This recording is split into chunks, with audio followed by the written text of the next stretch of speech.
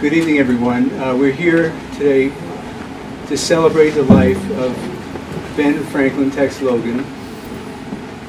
The musicians you just saw was an impromptu group who came to the rehab center on a number of occasions and played with Tex during the last 6 months to a year, I guess, whenever we could.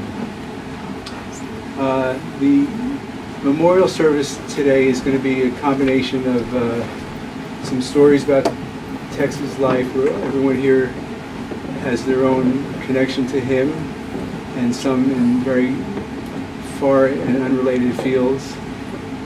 But he made a big difference in all of our lives, obviously, and we just would like to memorialize him the best we can. Jody asked me to announce that there are some cards over here for the event this evening, if you need to know how to get there. What's that? The jam session. The jam session. The Tex Logan Memorial Jam Session.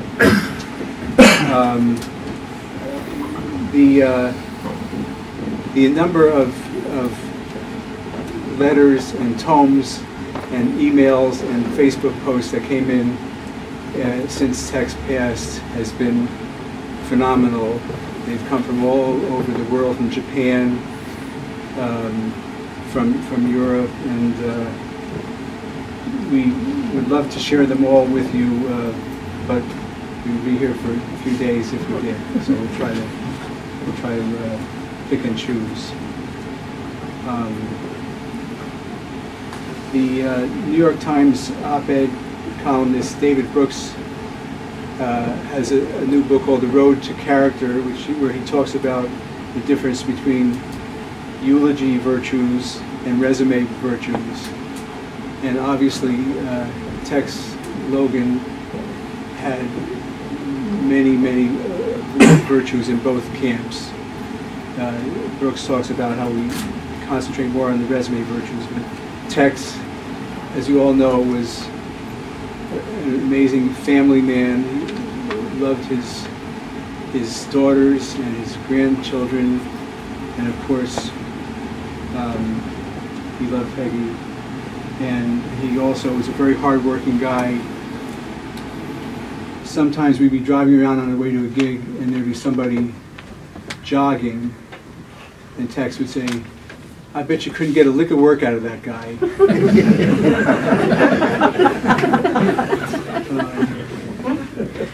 And he also had just an amazing amount of energy to become as well known as he was in the math and science world as he was in the bluegrass music world. He was an active composer, wrote many songs. You'll hear some reactions from some of his proteges and peers as far as his fiddle compositions and fiddle playing goes. Tex was born in Coahoma, Texas, a little town 10 miles east of Big Spring in Howard County on June 6th of 1927. He was born in the house where he lived. I was raised as a boy in Coahoma. Finally, after graduating high school, I went off to Texas Tech. What he fails to mention there is he graduated high school at age 15 and went off to college. Then he finished Texas Tech at 19. I had an unusual experience a couple of years ago. I was traveling with a band from Fort Worth to El Paso on I-20, and I tend to stare at maps while I drive across the country, and I noticed we were going through Big Spring and through Coahoma. So I went to the back of the bus where I was by myself and called Tex and just described what I was seeing, and he told me this little knoll that was to the south of I-20 is where he played and climbed around when he was a kid, and he told me where the different refineries were, and unfortunately he doesn't have any relatives left in that part of Texas, but I could tell that he really missed it and really loved his upbringing in that part of Texas. His dad was a manager of a lumber yard, and when he was retired at 65, he started delivering mail so he could finance Tex and Tex's sister their college tuition. And his mom started teaching at that time also. They also moved to Lubbock for a little while, and eventually all of his brothers and sister went to school. You could tell that Tex's parents had high hopes for their children because they named one Benjamin Franklin, they named another Homer, and so you could see that they had great expectations for their kids. They used to play around the house. Russell played the guitar, Homer played the mandolin, and we played a lot. Homer later took the fiddle and became a great swing fiddler and moved to Fort Worth, where he fiddled around down there with some of the old Wills guys, and he was known as a Texas swing fiddler. Tex's dad was an Alabama fiddler. I'd always thought that he had moved from Alabama to Coahoma as an adult, but it turned out he moved as a kid, and Tex's grandfather homesteaded there in West Texas on the farm. His dad played the old Alabama style of breakdown fiddling. He loved breakdowns, and Tex says, I did too, but I couldn't play them. They sent me to a music teacher there to study violin, and of course I think a couple of 3 years later, I studied violin. I said, "Wait, you don't know this. I just can't get this. This is not fiddling." But I loved music, and I took up the trumpet, and they played in the high school band at Coahoma. I was lucky to go see Tex on Wednesday before he passed away, and I could tell he loved listening to music either at home or in the hospital or in the rehab center, and he had just seen a PBS documentary about Jascha Heifetz, and he couldn't talk enough about Jascha Heifetz, so we found some Jascha Heifetz on my phone and listened, and then he told me about how he tried to learn Fritz Kreisler's Indian Love Call on the violin, and he said his mother didn't like the sound of the title, but after he learned it, she did appreciate the piece. And then, of course, after listening to Kreisler and Jascha Heifetz, we finished off by listening to Michael Cleveland, and that's really made him happy. I just found it interesting the way Tex became a fiddler from a violinist. It was during his last year of high school, and he was just walking home from school, and all of a sudden he said he felt something in his arm, and he just started bowing without a bow in his hand, and he said, "Oh, I want to play the fiddle. I could feel it in my arm." He went home, took out the fiddle. His father had a penchant for collecting fiddles, just like Tex did. He locked himself in his bedroom. He hadn't played the fiddle in 3 years at this point. He locked himself in his bedroom, and he just started sawing and sawed and sawed and sawed. And finally, he got the shuffle going. And I stayed in there till I could play a pretty good version of Arkansas Traveler, and that was the beginning of it. It's got to be the bowing, and you've got to feel it. In those days, I'd say there was no fiddle teachers like there are today. I mean, there were violin teachers. There were hardly any records or hardly anything to learn from the guys. To learn from, like the guys today, they have a big advantage. There are a lot of recordings. I remember I searched and searched and searched around until I guess I found a record store that had this Clayton McMitchen 3-record album with medleys and things, and I bought that and studied that and enjoyed it. Really a great record, Clayton McMitchen. That's where I first started fiddling and trying to buy records. The only thing I could find right away was Clayton McMitchen 3-record thing. Boy, that was a great little album. It should be available today on record, but I haven't kept up with it. But then I started looking at in a used record store. The used record store in Big Spring was called Clicks Records, and Mr. Click would supply jukeboxes all over West Texas, and so he had all the returned 78s in piles in his store, and piles of used records. And I go through him, and I discovered this Bill Monroe record. I heard Bill Monroe in the Opry. We did listen to the Opry, but I hadn't heard this.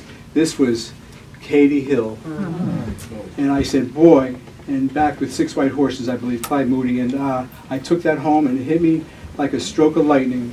That Tommy Magnus it was, and I didn't know who it was. It was driving me crazy to learn who it was, but he was an electrifying figure to me, and it thrilled me. And my brother Homer would wake me up in the morning with it, playing it right by his head next to his bed. I had a phonograph right by the bed, and I come out of there clawing when they set that thing on. Boy, Tommy Magnus, I'll tell you, I never got to meet that guy. He's one of my favorites, and I regret that I never got to meet him.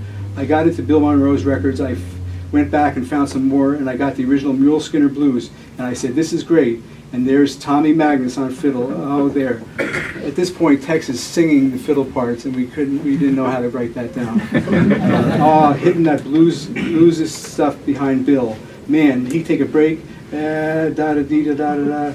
I'd say, man, who is that fiddler? I couldn't find out. You know, Bill Monroe never played out in Texas in those days, and I was from Boston. When I got to Boston, I wrote a letter to Bill Monroe, and I started out in the business, and I wrote, who is playing fiddle on Katie Hill and Mule Skinner Blues? And of course, I never got an answer. And that's how bad I wanted to know. I learned later that it was the only one, but that was the one that really got me started in bluegrass, was that record, I guess. About going to Texas, some of this stuff I'm reading to is from an oral history that's available through the IBMA Museum in Owensboro, Kentucky. But there's a couple things he left out that he told me about driving to Boston. One was he had never been out of the state of Texas before. As I mentioned, he finished Texas Tech at age 19, and at age 19 he jumped in a car and drove from Lubbock to Boston. And he apparently went through the Holland Tunnel from New Jersey to Lower Manhattan and saw a policeman there and said, "How do I get to Boston?" And the policeman thought he was being a wise guy and had some choice expletives for him. The other thing he told me was that in Harvard Square, back in the, this would have been the late 40s, but all the way up through the 50s and 60s, I think, there was some kind of German restaurant, and he had never had potato pancakes or hot pastrami before, and he loved that. He loved eating that as much as possible. Anyhow, he was in Boston for a number of years, going on and off between playing music and going to MIT. He was recommended to MIT by one of his professors at Texas Tech, and he just was torn whether to play music all the time or whether to work more on his science work. Eventually he moved, he started playing with Jerry and Sky, he started playing with the Lilly Brothers, and I'm forgetting one other group that he played with in the Boston area. He played on WCOP. Some of the comments from his Boston friends will reflect that later on. The last thing I'd like to read from his oral history concerns Christmas Time's A-Comin', which, as you know, is the most popular country music bluegrass Christmas song ever written. Anyhow, at this point, Tex had been at Wheeling and had met Wilma Lee and Stoney Cooper, and was working with them. Oh, he worked with Red Belcher in the Kentucky men. Kentucky Ridge Runners, thanks. He worked with them and recorded the Old Grey Goose with them. But he says, when I was working with Wilma Lee and Stoney Cooper, a big thing happened. My last show with them before that, he thought he was going to be drafted in 1951 because his deferment was running out. A big Coliseum show in Baltimore, out of Baltimore. It was a big show. Let's see, Wayne Rainey was there, Lester and Earl were there, Bill Monroe was there. Lester and Earl had recently left Bill Monroe, but they were on the same show. I had never met Bill Monroe, and back in the Wheeling days, my first year away from home, in 1948 was the first Christmas I ever spent not in Texas with his family. And he was 18, 19, you know, he'd come home for Christmas every year, but that year he couldn't. He had an old fiddler friend named H.M. Hubbard from Coahoma, and he learned some fiddle tunes from him before I went off to college.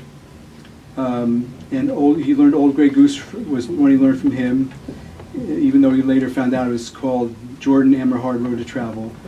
Hubbard played this tune called Christmas Time's A-Comin'. It had no words or anything, but it had the catchiest of tune. We never heard that out in West Texas. He was from East Texas in the Piney Woods around Commerce and Paris. He was a great left-handed fiddler too. Boy, he fiddled over the bass. I asked him where the heck you learned that tune. He said, my mother used to whistle it to me when I was a boy, and that's how I learned it. I said, that's a great tune. Back in Wheeling, I wrote words and changed the tune up some. I wanted to go home for Christmas. I dreamed, I wrote those words like going, can't you hear them bells ringing? Joy to all, hear them singing. When it's snowing, I'll be going back to my country home. Christmas time's a-comin', Christmas time's a-comin', Christmas time's a-comin', and I know I'm going home. Well, Buck Graves, or Uncle Josh as he's known now, was working with Wilma Lee and Stoney at the time, and we jammed backstage, and I taught him this tune. Well, I tuned the fiddle a little funny, and I had the greatest fiddle for that tune, and it sang like a mockingbird. And that fiddle, it was so great, the sound on that thing, anyhow, Buck had learned it and learned the words. So we played the show the first time I met Bill Monroe. And in the intermission, I got Buck and I went back and introduced myself to Bill, and I said, Bill, I wrote this Christmas song for you, and I always wanted him to record it. At that point, they start playing it for Bill Monroe. Bill Monroe immediately joins in, singing harmony on the chorus, playing along on the mandolin. And Bill Monroe's famous three-word comment was, "I'll record it." Unfortunately, Tex was supposed to be the fiddle player on the recording session. He said, "Come back to Nashville." Tex said, "I have to go home, but come back to Nashville in a week and we'll record it." And on the way back to Nashville, they had a blowout on the tire, and they ended up using Gordon Terry. Tex played it for him over the phone, and Tex was fairly satisfied with Gordon Terry's version. What he really said was the one person who played it the most like Tex over all the years was Benny Martin. And just another aside here from what Tex, I remember about my years playing with Tex, is that Benny Martin was one of the greatest fiddlers of all time, but he also had an alcohol problem, and no one would rescue him off the stage except for Tex. When Benny was on stage and he had too much to drink and wasn't playing up to his abilities, Tex would walk on stage and escort him off. He also told me recently, when we were talking about Joe Green, who didn't have a drinking problem, but he did spend some years in prison. Tex would go visit him. We would go visit him, and he was the only fiddle player who would actually bring his fiddle into the prison. And somehow Joe Green had more rights in prison than the other guys did. And Tex would sit there and play with him for 3 or 4 hours in the prison, whereas most of his fiddle player friends turned their back on him. I'm going to maybe read one or two more pieces here, and then maybe Terry, you want to come up here, or don't answer that question? Sure. But there's a lot, as I said, there's a lot of stuff here, so we may grow tired of it. This is from Everett Lilly Jr. My first memory of Tex Logan was just before my dad, B, and Don went to Boston to join Tex and play regularly with Tex there while Tex was a student at MIT. I guess the soldiers were coming back from the war in the late 40s, and they played at Hillbilly Ranch, which was populated by a rough crowd and some veterans. I was not quite 7 years old, and my younger brother and I were out in the field playing in West Virginia. Tex came over with my dad and started a conversation with us. It was clear he was visiting with us, and I immediately felt his respect, even though I was just a child. I was actually raised by my grandparents in West Virginia, and Dad was in Boston, now with his new and growing family, his second marriage. I joined my dad and his band in Boston immediately after high school. In addition to playing music with the Lilly Brothers and Charles River Valley Boys, among others, I enrolled in college, a journey that would eventually take me to a PhD in social policy. As Tex talked with my brother Tennis, I saw that same respect he had shown us many years earlier. He went out of his way that day to visit with us. I never forgot this. My next encounter with Tex was truly heartwarming. Bill Monroe came to Boston for a big show in Jordan Hall in '64. He didn't have a bass player, and I was asked to be a bluegrass boy for the evening.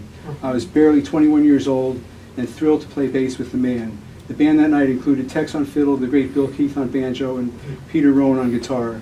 Tex was in fine form that evening, as he always was. It was nice to have grown up and be playing on stage with Bill, the great band, and Tex. Through the years, I would cross paths with Tex any number of times and stayed over at his home in New Jersey on more than one occasion. On the way home from a show in New York, we stopped at Tex's house and had a fine time playing with him at his house, complete with microphones. My dad and all of us played some more shows with Tex around New Jersey, etc. And Tex was always the same, a great fiddle player, warm, kind, and welcoming.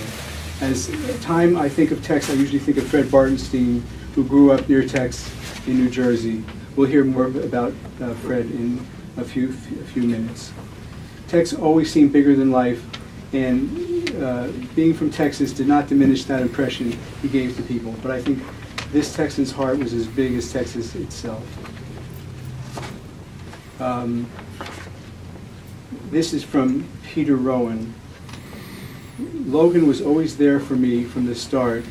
From my first show with Bill Monroe, through our many years of performing together at festivals and our tours of England and Ireland, we remained friends throughout the years. Tex was the blue fiddler. More about that in a moment. Tex always brought raw creative power to every note he played. His downbeat shook the heavens, and his original material was mind-bending. Tex was responsible for bringing the Lilly Brothers and Don Stover up from West Virginia to play in Boston for the troops disembarking from Europe after World War II. I would hear their music on the side growing up in the country out in Wayland. As far as the Blue Fiddler goes, because Tex was, his art was so wide and encompassing, he played with all kinds of people. The list I found said he played with Bill Monroe, Bob Dylan, Johnny Cash, Mike Seeger, the Lilly Brothers, Emmylou Harris, Sammy Kershaw, Rhonda Vincent, Patti Loveless, and the Bee Gees and Manhattan Transfer. And a couple of times he would find himself surrounded by activities he didn't exactly approve of. And on those recordings, he would not list his name, Tex Logan, but he would list himself as the Blue Fiddler.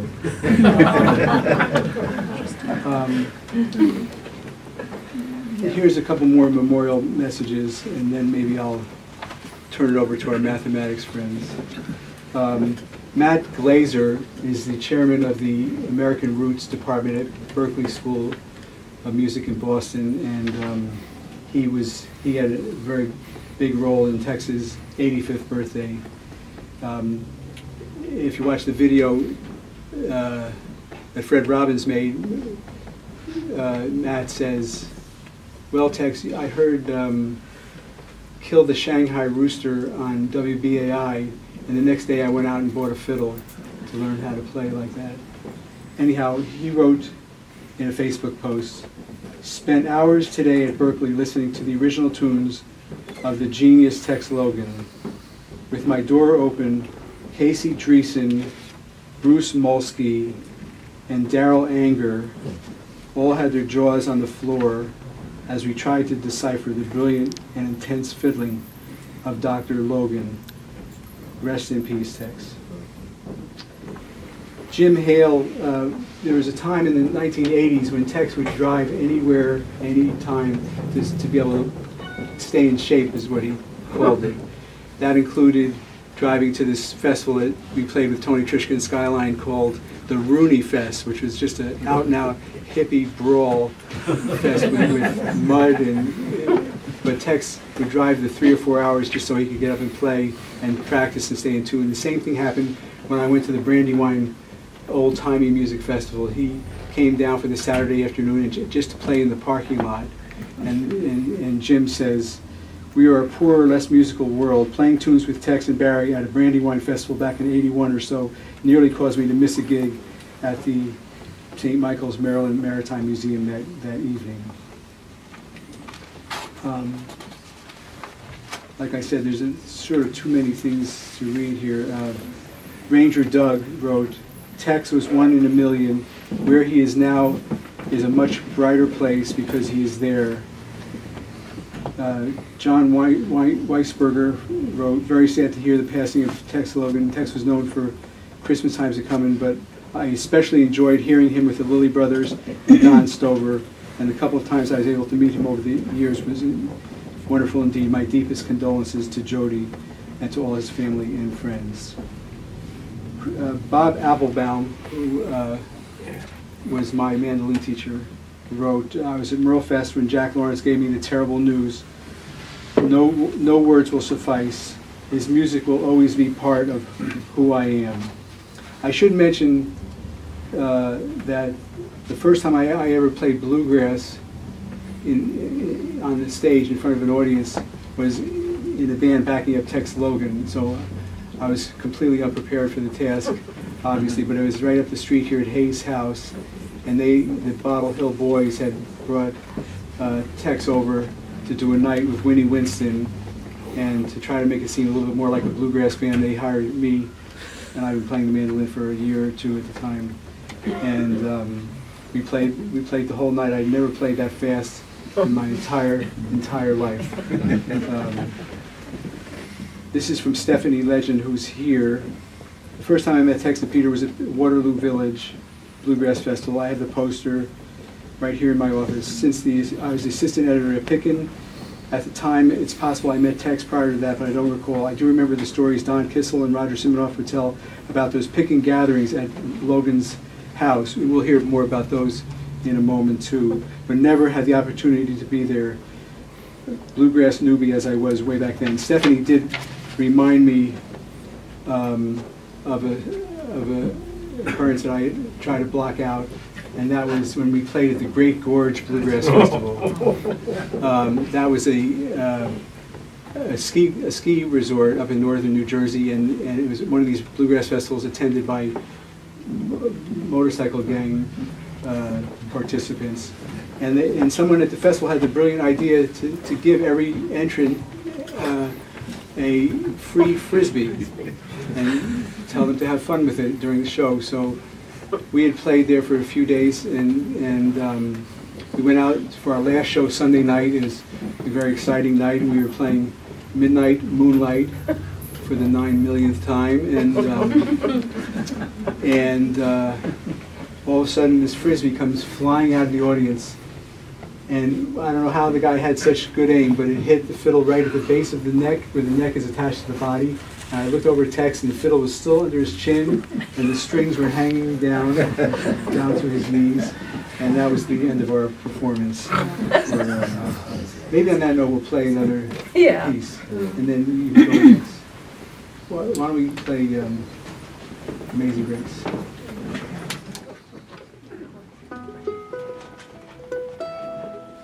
Please sing along. Exactly.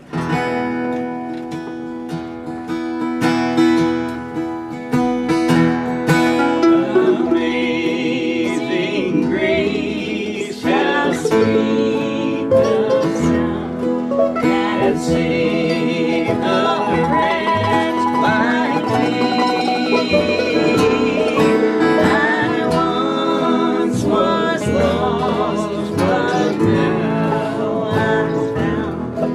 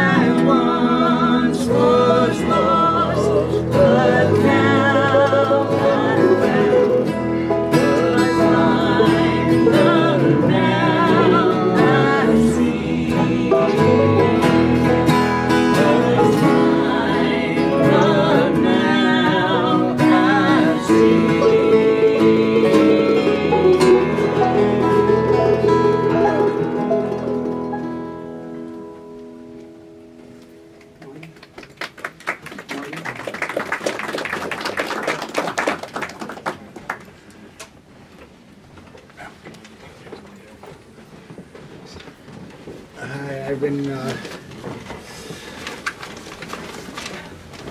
entrusted with conveying Kenny Kosek's comments about Tex as a fiddler.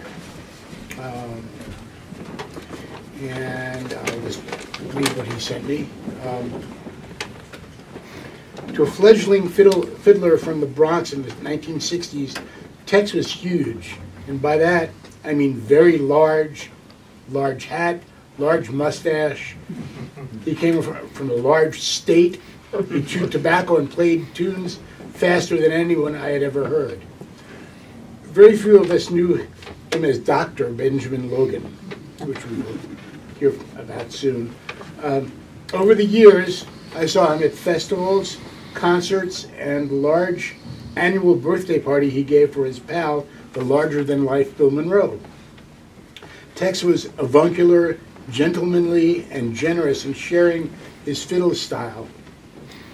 And I learned something of the influences that shaped his playing. Tex had unique and quirky versions of fiddle standards like Tennessee Wagner and Rabbit Where's Your Mammy that he learned from locals and family growing up in Big Springs. His youth comprised the era of the ascendancy of Western swing, and although Tex is known primarily as a bluegrass player, he had an enormous repertoire of Texas swing tunes which he played in a more violinistic style. But to the world of fiddling, it is the upper position techniques developed by and unique to Tex, which lend originals like Come Along Jody and Northeast Seaboard Blues, that sometimes eerie drive that characterizes Tex Logan's sound. Listen to the odd drones, dissonances, and double stop voicings on his version of Katie Hill as he goes on the fingerboard where few fiddlers go. Tex was an adventurer and an inventor, and his life will not soon be seen again. I want to add to that recently I unearthed a recording called Mountain Music Bluegrass Style, which was probably the first bluegrass album I ever heard. And the first cut on that LP, on that record, if you remember LPs, the first thing there was Tex doing Katie Hill, and my hair stood on end. It was just the most amazing playing I had ever heard. And still is, because I revisited that same track about 7 or 8 months ago, and I was listening to it, and I keep telling people to listen to it's up on YouTube. Keep listening to those couple of bars at about 1 minute and 20 seconds in, and you'll know nobody plays like Tex. And it is amazing. I actually put it on those couple of bars on a loop and just kept listening to it, trying to fathom it. It's amazing. It's just amazing. I worked with Tex briefly in the 80s and a little bit in the 90s, and it was one of the most exciting experiences in my life. I worked with him with Peter Rowan and in the Northeast Seaboard Band for a bit. I have recordings. I just heard a recording that we played in a tribute to one of our other friends, all of us, the best players around, John Carlini, Andy Statman, Bob Jones, all of us are like riding in Texas jet stream. He is just way ahead of us. He's playing amazing stuff, and it's always right. It's always amazing stuff. I'd like to just conclude, if you don't mind, by a couple of quotes that I got from Roger Mason via email. And actually, I'll read the first one last, because it's actually, it talks to his wizardry in the digital electronics world. But one of Roger's reminiscences is, he showed me how to tie a Texas bow tie in Naples in the lobby of the Parker Hotel on Via Posilipo while Frank Sinatra droned "It Was a Very Good Year" on a big old shortwave radio. He was fascinated by the jealousy windows on a Deux Chevaux that picked us up in Italy. One of my favorites here. On bass, this was at an event, Tex introduced the band, and he said, on bass we have Richie Schulberg, if you know Richie. Anyway, on bass we have Richie Schulberg.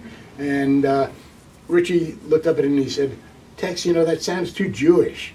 And ribbing him, and then without hardly any hesitation, Tex said, on bass we have Richie Shoeberry. So, and I'd like to conclude what I have to contribute here by with this last quote, which sort of speaks to his other side as in the world of digital electronics and the work he had done at Bell Labs. Roger just casually asks him at a gig, so Tex, what have you been doing at work this week? Well, Roger, we've been bombarding crystals with electrons. And as Walt Michael Conley points out, most of us who played with Tex got bombarded by his electrons. What an amazing musician he was. Thank you. Thank you.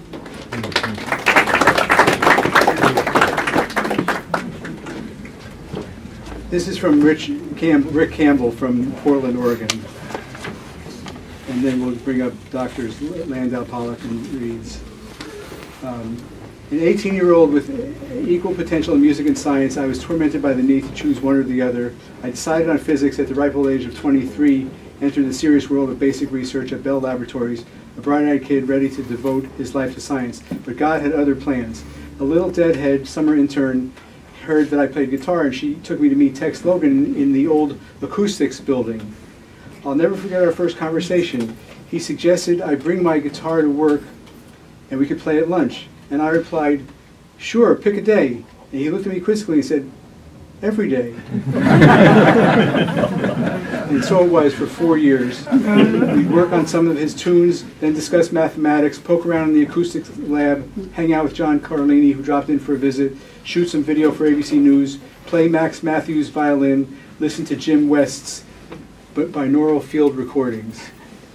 I was an honor physics student, but the math handwritten on Tex's yellow pads was beyond anything I'd ever seen. I looked up some of his papers in the Bell System Technical Journal, and they were nearly incomprehensible, kicking off with a familiar theme and then rapidly evolving into layers within layers of complexity. Those years were in education, but I knew I had to go back to school. Fast forward through an early career in statistical electromagnetics, don't ask, and I revisited some of Tex's work. After a few decades immersion in mathematics, it was no longer incomprehensible, but simply astounding in its elegance and fearlessness. Tex never encountered math too hard to tackle and seemed to revel in grown characteristically at difficulties that made other folks quit. Around that time, Richard Green suggested that to understand Tex's music, I needed similar depth on the violin. Addicted to learning, I dove into the Bach sonatas and partitas. A decade into that, Tex's approach to the violin started making some kind of sense. It was just like his math. Start with something accessible and deceptively basic, then layer on a whole new set of interesting challenges in untried ways. Fearless and fast, ice hockey, not figure skating, Bach, Kreutzer, and Heifetz, improvising at 165 beats per minute in cowboy boots. Few people understand both Tex's math and music, but comprehending one provides a window into the other.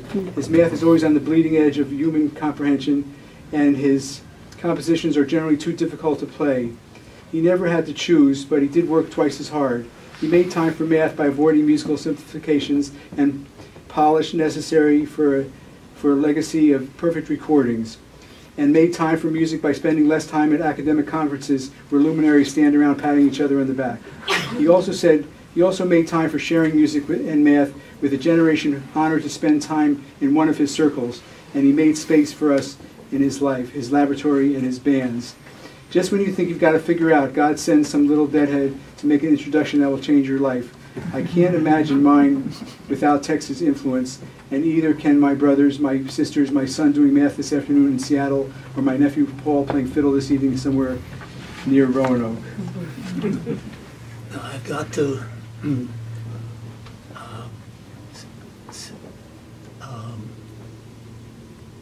sympathize, that's not the right word I want, synchronize with what was said about the musical genius of Ben Logan because he also was quite clearly a mathematical genius. Now there's a field called signal theory, which is part of mathematics, especially motivated by electronics and by electrical communications. He created a portion of that field called a theory of high-pass signals. I'm not going to try to go any further than that. He had a way of thinking which was a mixture of pure mathematics and engineering and acoustic intuition, which no one else had. He would tell us about a new result. We couldn't imagine how anyone would think of it. He would tell us how he thought of it. We couldn't imagine how he would ever prove something like that. He would tell us how he proved it.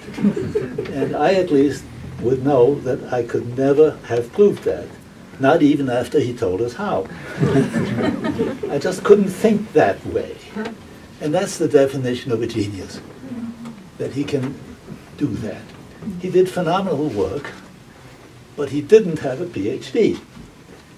Now, he had done a particular piece of work which was way more than what people in the field thought was possible. All he had to do was to write it up. He had a lot of trouble settling down to do that. So I said to him that he should give me a series of lectures, and I would write them down and provide him with a first draft. So we did that. He started with the first chapter, and I wrote it down. Now, of course, he left out small pieces that were obvious to him and would be obvious to anybody in the field. That way you don't waste time, and you stick to the main line of the argument. You fill that stuff in later. Well, very good. So it was part of my job to fill that in. Well, after a couple of sessions like this, it became obvious to him that my filling in of these gaps was clumsy. Done by somebody who had none of the intuition that he had. He had his own style, as you have said about his music. It's so similar. He had his own style of mathematics. And I couldn't do it. And so that made him so disgusted and annoyed that he decided to write the whole thing himself, so that it would be done the way he did things. And that's how he got his PhD. He gave me my copy with the dedication to the best secretary I ever had. Now, the trouble is I'm in the middle of moving at the moment, and would have brought that with me if only I could have found it. So I'm sorry that I can't show you that at this point.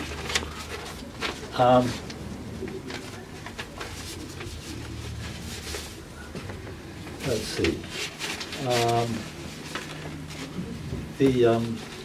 Now, one of the people that respected Ben's mathematics very highly is a professor named Dick Askey, professor at the University of Wisconsin, now retired, member of the National Academy of Sciences, and one who was extremely impressed by the work that Ben Logan did. And so I asked Dick to write a few words. So he said, "I'm very sorry to hear about Ben's death. Here is a little that you or Henry Landau could read at the memorial service." He said, "Years ago I ran a special session," that is Dick Askey, "at an American Mathematical Society meeting in Evanston. My reason for running it was to invite Ben Logan to give a talk so that others, including Ralph Boas, could meet Ben and learn a little about what a gem he was. He gave a very nice talk, and in typical fashion, never published what he talked about. A few years later, I ran another special session in Toronto and invited Ben again. he gave another nice talk, and then he also played at one of the clubs that evening. So one of the things that very badly needs doing, if we were all younger, is to go through Ben's many manuscripts and papers internally in Bell Labs and collect those that had not been published and get them out there. Right. Okay. One of the things that was utterly surprised to me that Dick Askey told me is that Ben's dissertation, which is so absolutely unbelievable, never made it into the official list of dissertations in mathematics. You can't find it. If I can't find my copy in the basement, I don't know what's have going a to happen. copy. I have a copy. Yeah, good.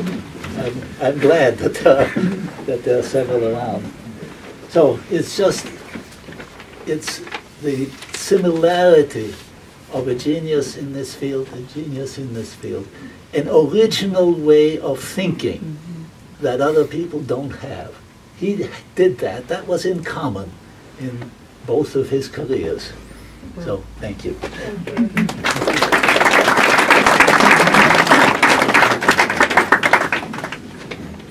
I'm Henry Landau, and a friend of Ben's for many decades. I'd like to maybe also, as Henry did, to try to read some of the answers, some of the notes that I got from people. The tone is just as what Henry was saying.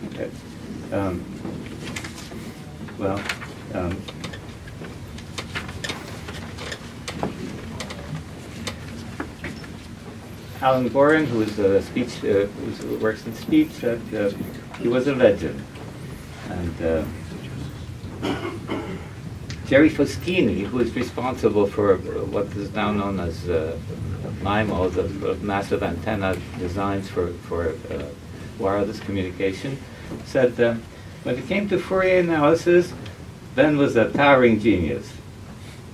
By his off-the-top-of-the-head responses to my questions over the years, I had the pleasure of experiencing his truly amazing mind. Then there is a comment from Freddie Brookstein, who is a professor in Israel, Technion, very creative person. He said, I was extremely saddened by the news of Ben Logan's death. He was a giant in all senses of the word. I recall how he invited me to his office after a lecture I gave on scattering and signal processing, telling me that in his opinion, we should start looking at called L1 approximation, because L2 is overdone. And he was so right. He was 100% right. The present day sparsity excitement is mostly about L1 signal processing. I'll say a few words about that story. He's an amazing and interesting and fascinating person and a brilliant researcher. And then there was a longish letter from David Donahoe, who is the most eminent and original person at Stanford, has received every possible award, the MacArthur Prize, and all kinds of other things. I wrote to him because he and Ben had a paper together, and that subject that they took up is exactly what Freddie Brookstein was talking about, the sparsity. So David Donahoe says, I'm so sorry to hear of Ben's passing. Ben really was a special man. On the one hand, Ben was a dedicated scientist who built up great skill in the important mathematical discipline of harmonic analysis 2 centuries old, and mastered difficult classic tools, pushing them in totally new directions. Ben could see how to deploy these tools elegantly in cutting-edge signal processing in ways that became very influential in advanced research as the information era developed. That is absolutely true. And Ben's influence is far from playing out. On the other hand, Ben was personally modest, the opposite of a careerist, kind to younger people, and shy about drumming his considerable erudition into them. But as I found out, he had a wealth of deep insight, which he would readily share with those who shared his interests. It seems clear to me I'll never encounter again Ben's combination of scientific power and personal unassumingness. And then he adds, I did know that Ben was a fiddler, and proudly possess some albums on which Tex Logan performed. So that is the picture of people who knew him only casually. What David Donahoe is referring to as this new departure is something that Ben came up with entirely on his own. He asked and answered questions that nobody had ever asked, or are now only now beginning to be asked. And these things are responsible for enormous new developments. But I want to say a little something about what it was like for us to know. We came to the labs, we were young, we were trained mostly in mathematics, and so we looked at physical problems from the point of view of what we had learned. And then there appeared this person who was this amazing person. He wore cowboy boots and a top 10-gallon hat, mustache, and he had this wonderful Southern accent. So it was just a completely different quantity that appeared. We had all been trained. Well, and I should say that, you know, coming from Texas with the Southern drawl and so on, one expected the Texas macho, but absolutely nothing of that. He was the most gentle, understanding, quiet person. The only time one saw a different, possibly a different side of it, was when he would get together with John Kelly, who was a fellow Texan. And then you would pass by, they would sit together in an office, and you would pass by. First of all, there was this cloud of smoke that came from her.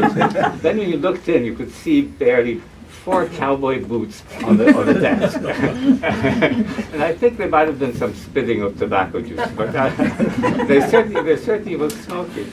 But other than that, he was so courteous, and so my image of him, you know, was that courtesy, that chivalry. So it took me back to Chaucer days, when I was thinking of, you know, the very perfect, gentle knight. That was kind of my image of him. So we had all been trained in math from the point of view of learning math. So, you know, we understood it by saying that, well, this happened, and then you'd go there, and then you'd go there, and so on. When Ben came on the scene, he did not look at it this way. He would ask questions because he wanted to know something. And that gave him a very different slant on things and a very different kind of understanding. He wanted to know. And I saw that repeatedly. I remember once he was working very hard on some problems that I thought that he had already solved, you know, in all possible detail.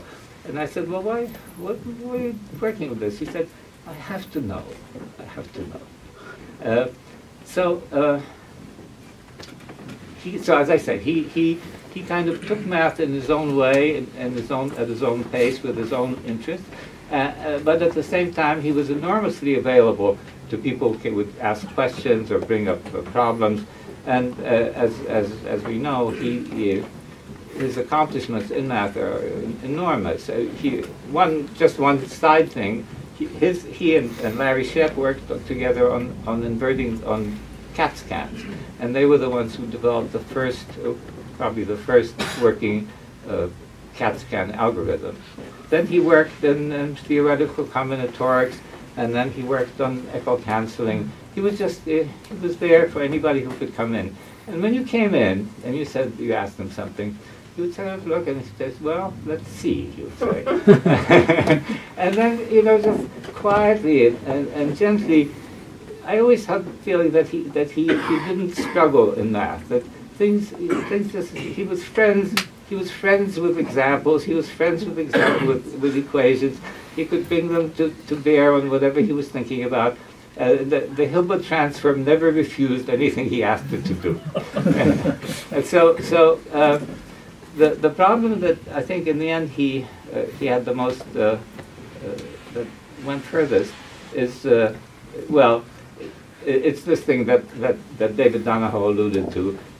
Basically, what in many branches of mathematics and applications in physics, the situation is that we can measure or somehow get a piece of what we're interested in, say a picture. We get only sort of some little information, And the theory is that this, what we get, is sufficient to reconstruct the whole thing, but it's nobody knows how.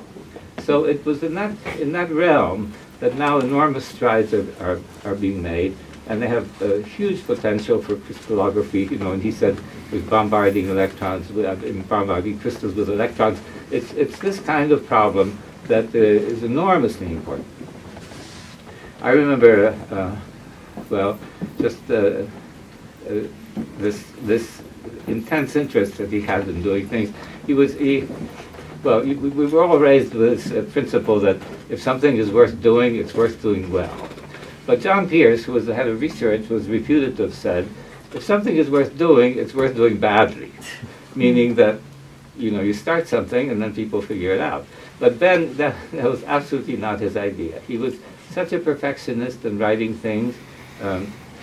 He wasn't satisfied. Mr. Henry Pollak said even his thesis, which Henry had gone over with a fine-tooth comb and so on, it was not satisfactory. He wanted to work out every little aspect of it. So the result was, as Henry said, that very little got published, but it's there. I mean, it's there in huge piles, and we're trying to figure out what to do.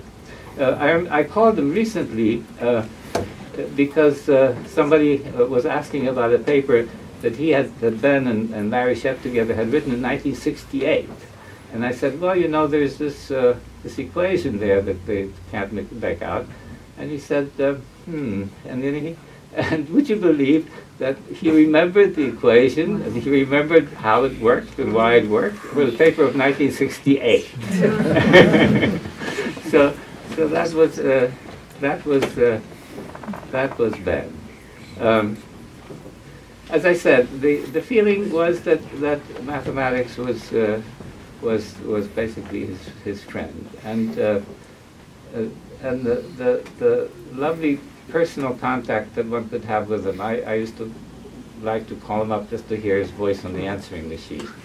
So you know, I think there are some people who really count in your life, who sort of support the structure, and he was certainly that. And so if I ask myself, well, what do I have to say for myself? I say, well, I was in a place which Ben found congenial, and I was his friend for 60 years.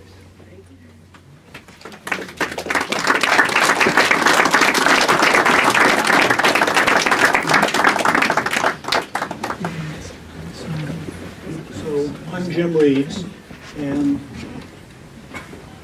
I worked for about 10 years at Bell Labs. Sort of my first 10 years were maybe Ben's last 10 years at the labs.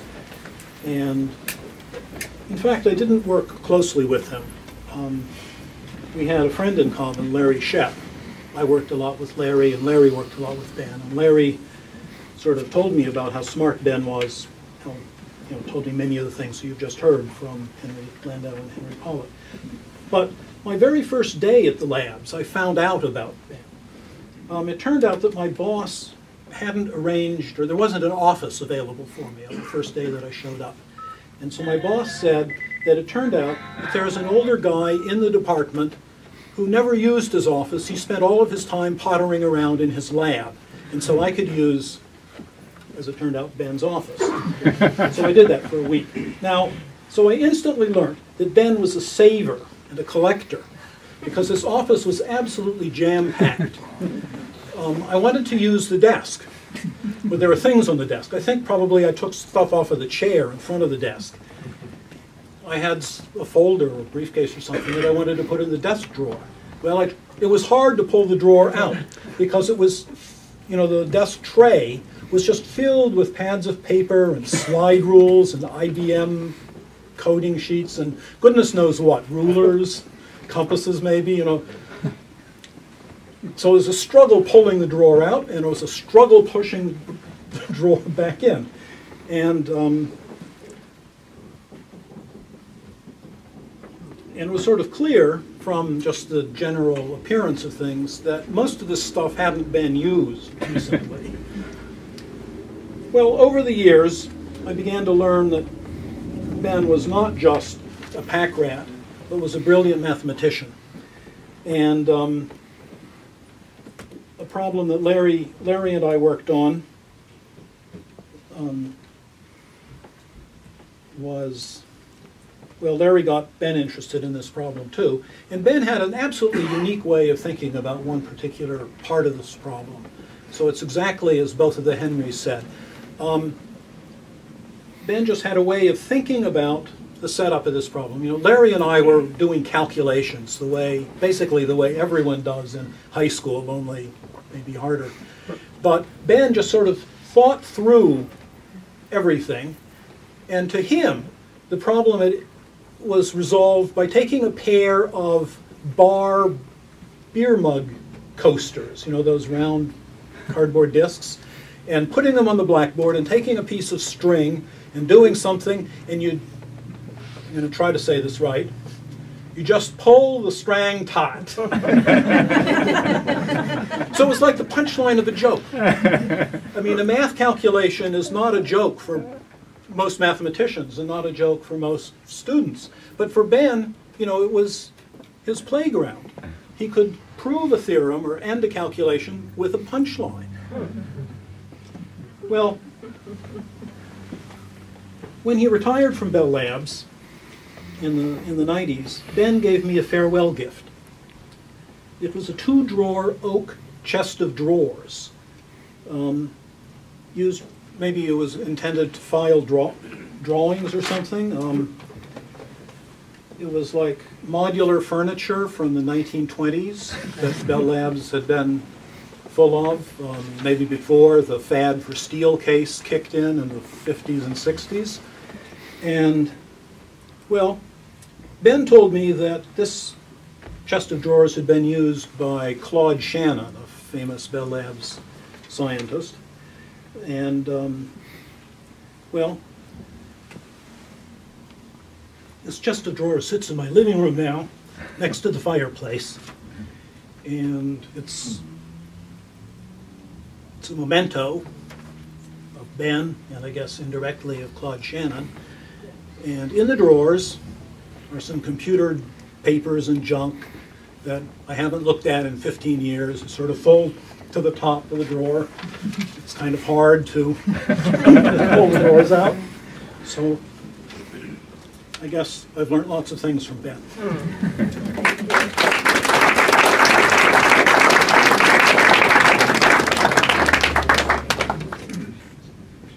You've heard a lot of incredible words about Tex's energy and playing, so I'm going to give you a little demonstration right now for about a minute.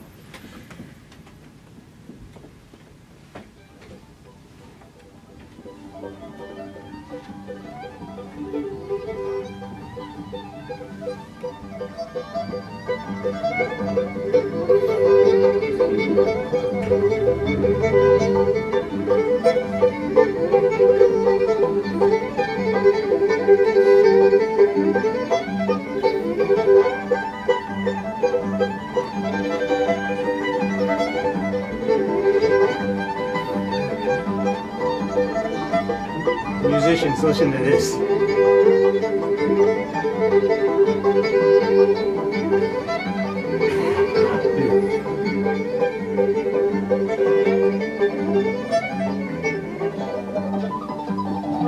It's Barry. Oh. That's what they're talking about, folks.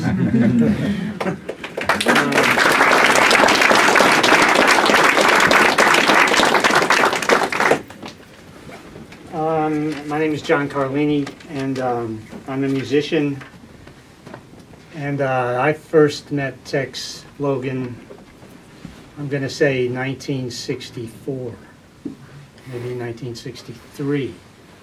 And I had just had my head turned 360 degrees by hearing Earl Scruggs play on the Wheeling, West Virginia Jamboree, I think on a Saturday night. And like a lot of people did, a lot of teenagers from New Jersey who never heard of this kind of music before, and all of a sudden we were smitten. And my good friend Bernie Coveney, who played guitar, was the neighbor of a guy named Glenn Peterson, who had just recently acquired the Oscar Schmidt Auto Harp Company. Oh, And Bernie got an invitation to come to a party that Glenn was having. And we both went and brought our instruments. And at this party, Mike Seeger was there, and Cecil Null, Mother Maybelle Carter, and Tex Logan, who was just like this shining star. And what you just heard, he was doing it. The first time I'd ever heard anything like that. And Tex and I kind of hit it off and became friends right then, and we've been friends all these years. He was somewhat older than I, and sort of filled a void I was in, about kind of a desperate need at that point in my life, as in need of a father figure or maybe a big brother figure. And he sort of fit into that kind of slot for me. He was such a inspiring, decent human being. He was an amazing guy. And so that led to a bunch of invitations. I actually was at the legendary party several times. Just unbelievable experience. Had come to his house, that wonderful house out on Green Avenue here in Madison. And there's the Bill Monroe bus in the driveway. I sat on the den floor, this fabulous den that the Logans had there, and where the parties culminated in the music. And I saw Bill Monroe and Doc Watson doing a duet set together. I think it was the first time they ever played together, as I understood. It was like walking into your record collection. And I was in the Navy about that time, and I had guard duty one weekend, but the party was that weekend, one of the other parties, so I switched with one of my shipmates and drove up and was able to make that party as well. But meanwhile, Tex and I were becoming better and better friends, and I used to go over to Bell Labs at lunchtime, and we would play in the in the stairwell at Bell Labs, and talk about music banging off of metal and brick, and it was just unbelievable. And that's trying to keep up with that. It just, as Barry said, I never had to play so fast in my life. Later on, I was fortunate enough to become a member for a while of Texas Northeast Seaboard Band. I want to tell you what a sound check was like for that band. You know, musicians, we get time for your sound check. Okay, you go up to the mic and you play some tones, and the sound engineers twisting knobs and attenuators and shaping a nice sound for you. When it was Tex's turn, he would stand in the middle of the stage and just play until he could hear. He was testing the walls and the ceiling until like natural reverb coming back at him. He wanted to play the room, and I never saw anyone else except Tex do that. Barry, you've seen him Many times. And we used to rehearse. Sometimes I'd go over to his house, and one time we set up a rehearsal in the afternoon sometime, and I went to the house at the appointed time, and I saw that the front door was ajar. And I was ringing the bell, and no response, and I kind of pushed the door open and said, Tex. and there was no response, and I was becoming a little concerned. I went down to the steps to go into the den, and I called out, no response. So I got in my car and I drove home, and I called him up, and the phone rang and rang and rang, and finally he picks up. Hello? I said, Texas, Johnny. He goes, oh, Johnny, I plumb forgot. He said what he was doing, he was in the basement. And this is an example of the two genius minds coming together. And as an aside, I just want to say how amazing it was to hear Texas Ben's colleagues talking about him. It just sort of put it all together for me. Anyway, he was in the basement moving a bureau, and he had to make a right angle turn, 90-degree turn with the bureau, and he wasn't sure whether it was going to make the turn. So he flips down his light and his glasses. He sits down and he picks out a pencil and he starts working out, measuring, and figuring out formula to see if this bureau would. I never found out if it did, but that was the reason why he wouldn't answer his door. I have sat on the floor at his knee for countless hours while he would hum to me melodies, which I would write down and then play, and he go, nah, that note ain't right, that's not the right note, you know, and he would sing it and sing it and sing it until it would finally come into some kind of shape, and then I would write it and come and help him make lead sheets for his tunes, and still am and still will. There's a lot of work there to do. He was a brilliant composer. He wrote a tune called Why Not? Why not? Why not? Why not? And then we'll go into another key, the subdominant key. But he was really amazing. And when Christmas time was a-coming at the Logan home, their tree was, you know, I mean, if you think of the quintessential Christmas tree, maybe you might think of Rockefeller Center or something. And I would, too, until I saw the Logan Christmas tree, which was a towering thing in that den where all that music took place. And it had that incredible warmth that the whole family put out. And it was, when I think of a Christmas tree, the Rockefeller Center tree is second to the Logan.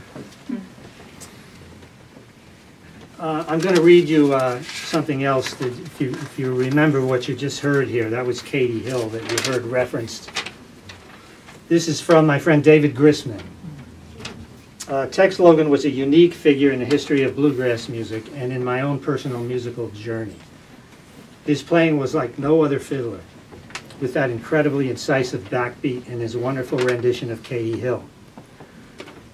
Was the first cut on side A of the first bluegrass record I ever heard, mountain music bluegrass style. I think you've heard that before. The amazing yearly parties that he and Peggy hosted at their home were legendary, and I was always honored to be invited. During one of them, I somehow wound up playing bass behind Bill Monroe and Tex playing Cotton Eye Joe, and amazingly for me, that rendition ended up on one of Ralph Rinsler's Smithsonian CDs. Another thrill was Tex showing up at an Olin in the Way show at Capitol Theater in my hometown of Passaic, New Jersey, to play twin fiddles with Vassar Clemens. My heart goes out to Jody and the Logan family in this difficult time. Thank you, Tex, for all that you have given me and countless others. It's David Grisman. There were just a lot of stories and a lot of memories, and they're going to live and go on. And I practice a kind of a form of meditation in which we, to solve problems, we call on people we have known in our lives and ask them for advice. And Tex Logan is in that now, one of my mentors. In fact, all my life I refer to him as my bluegrass mentor. But he is truly my bluegrass mentor now, and we will be talking frequently and consistently. Thank you very much.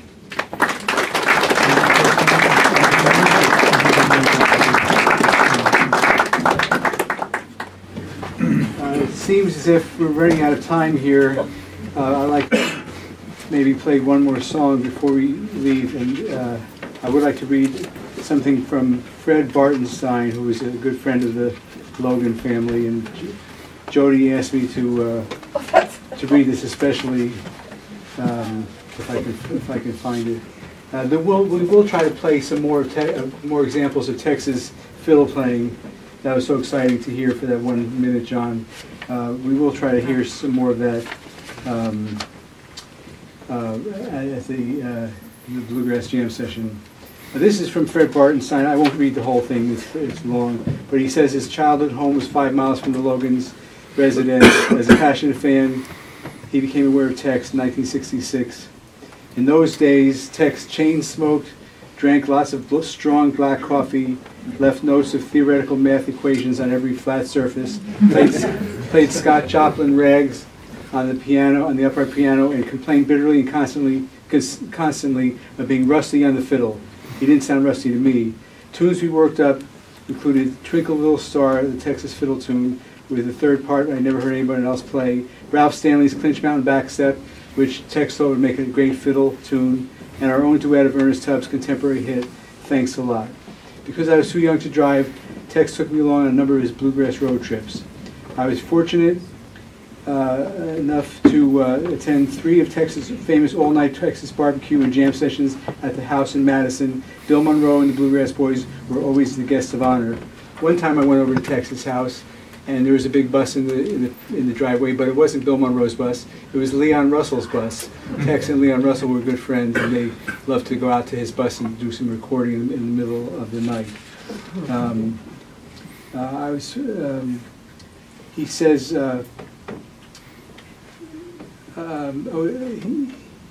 on those trips, he reveled in Texas stories of the early days of country music and the people he knew or had played with. Those mentioned above, plus Hawkshaw Hawkins, the Lane brothers, that's what I was thinking of earlier, Pete Castle, and Bill Monroe. I think Tex Logan was Bill Monroe's closest friend, and the only person I ever saw who could push Bill into a different, usually quicker tempo. Tex had written Christmas Time is Coming, especially for Bill. I should mention the fact that about these long drives, that in addition to just chain smoking and drinking black coffee, Tex would have a coffee can, and he'd be using Red Man chewing tobacco for hours and hours and hours on end, and sometimes the coffee can spilt all over the front seat. Another story about driving, I just wanted to mention, Tex and I were talking about diabetes the other day, and how you're supposed to eat three meals a day at the same time every day. And he recalled playing at the Carter family fold, which is the home of the famous Carter family, Mabel Carter, that John mentioned. And it's about as far south in Western Virginia as you could possibly go without going to Tennessee or West Virginia.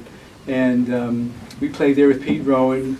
They complained that Tex played too fast for their clog dancing, but that was okay. And then the next morning we got up and drove back to New Jersey, and we got back to Tex's house, and Tex said, "Barry, I'm really sorry." I said, "What's the matter, Tex?" "We forgot to stop and eat in 11 hours. We were driving in the car." And he was just chewing tobacco and driving and talking and looking at the surroundings. He was commented about how the view out on the side of Route 81 looked like it must have looked during the Civil War. Anyhow, Tex, I was requested to read this next section here. Tex's wife, Peggy, whom he had met while in Boston, was the most passionate fan I've ever met. She had 3 loves, Mickey Mantle, Mario Lanza, and Bill Monroe. But I think there must be some tennis players? It was John McEnroe. John McEnroe and Bill Monroe. When she thought the Osborne brothers had written something insulting to Bill Monroe, she scratched their faces off the cover of their '69 album, Favorite Hymns. Peggy, Sonny, Bobby made up quickly, and the Osborne brothers joined her pantheon. After I went to college and became editor of Mule Skinner News, Peggy volunteered as an associate editor, collecting touring schedules from bluegrass artists. Tex also wrote a series of articles about seminal bluegrass fiddlers. Tex had two lovely daughters, Bitsy and Jody. Jody accompanied her father on many of his bluegrass festival travels, where she attracted scores of young male admirers. Her father's efforts to keep her under his protective eye led to the widely played fiddle tune, Come Along, Jody. Tex was my first bluegrass teacher and a great one. He introduced me to many of the pioneers and to the history of the music. But most of all, Tex imparted to me his lifelong passion for learning and for great American music of all time.